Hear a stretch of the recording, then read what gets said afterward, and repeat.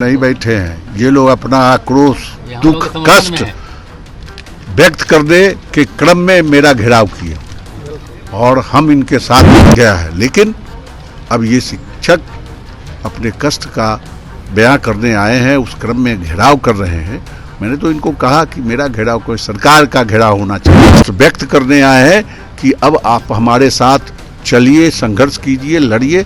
हमने आश्वासन दिया है कि आप सड़क पर मजबूत लड़ाई खड़ा कीजिए, हम आपके साथ आगे हैं। सीपीआई एमएलसी के आवास के बाहर मेरी मौजूदगी है, जहां संजय सिंह के आवास के बाहर तमाम वित्त रहित शिक्षकों के साथ खुद एमएलसी संजय सिंह प्रदर्शन पर बैठ गए हैं, धरना प्रदर्शन कर रहे हैं। और ऐसे में वित्त रहित शिक्षकों के मांगों को देखते हुए कहीं ना कहीं कई सारी मांगे कर रहे हैं। ऐसे में खुद संजय सिंह एमएलसी हैं, जुड़ेंगे, बात करेंगे। संजय जी, आज आप अपने आवास के ही बाहर तमाम वित्त रहित शिक्षकों के साथ प्रदर्शन पर बैठ गए, धरना कर रहे हैं, क्या मांग है और क्या कहिएगा? हम नहीं बैठे हैं। ये लोग अपना आक्रोश, दुख, कष्ट व्यक्त करने के क्रम में मेरा घेराव किया और हम इनके साथ बैठे हुए। इनके कष्ट, इनके दुख, इनके आक्रोश को हम समझते हैं और हम इनके साथ हैं।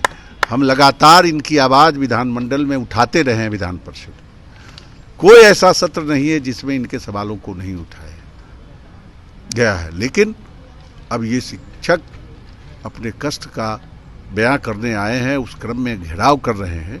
मैंने तो इनको कहा कि मेरा घेराव कोई सरकार का घेराव होना चाहिए।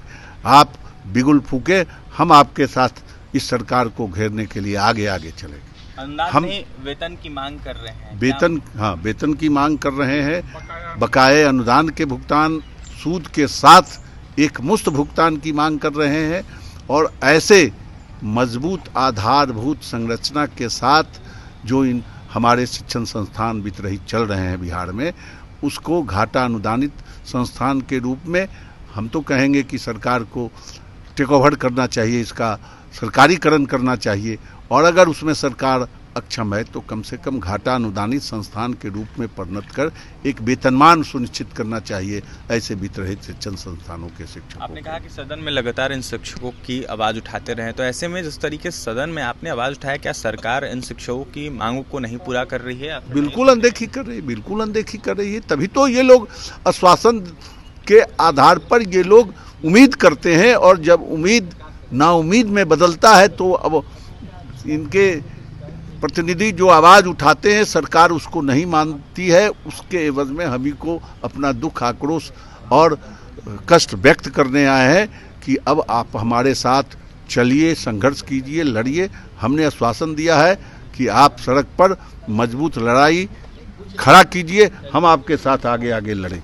देखिए, आगे आगे हम लड़ेंगे। और ऐसे में संजय सिंह एमएलसी थे, सीपीआई एमएलसी, इनका यह साफ कहना है कि जिस तरीके से वित्त रहित शिक्षकों को कहीं ना कहीं अनुदान नहीं, वेतन चाहिए। और ऐसे में और भी कई सारी मांगे हैं, जिसके बाद तमाम जो शिक्षक हैं वो कहीं ना कहीं बैठ गए हैं सीपीआई एमएलसी संजय सिंह के आवास के बाहर। साथ ही देखा जाए तो संजय सिंह खुद तमाम शिक्षकों के साथ प्रदर्शन में बैठ गए हैं, धरना कर रहे हैं। और कहीं ना कहीं वित्त रहित कलंक नीति के खात्मे हेतु हल्ला बोल का आगाज किया गया है। पोस्टर लगा हुआ है, कहीं ना कहीं अनिश्चितकालीन घेरा डालो, डेरा डालो एवं अनशन करने की बातें कही जा रही है, जहां वित्त रहित कर्मियों को राजकर्मियों के समान जो नियमित वेतन है वो उसके साथ ही सभी सुविधा प्रदान करने की मांगे की जा रही है। इसके साथ ही बकाये अनुदान का एक मुश्त भुगतान सीधे कर्मियों के खाते में करने की मांगे की जा रही है। इसके साथ ही वित्तानुदानित संस्थानों की मान्यता पूर्व की भांति